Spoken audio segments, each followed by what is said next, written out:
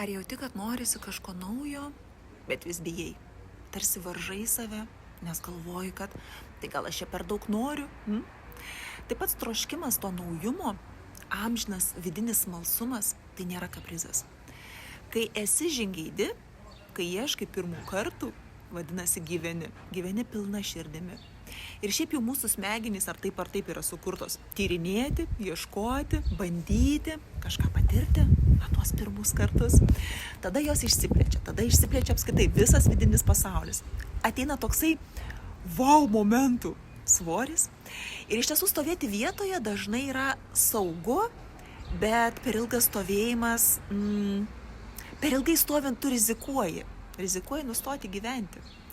Ir kviečiu tave, kad leisk sau to alkio, naujumo alkio, leisk sau nebijoti tyrinėti, leisk sau eiti, net kai neturi kažkokio aiškaus atsakymo.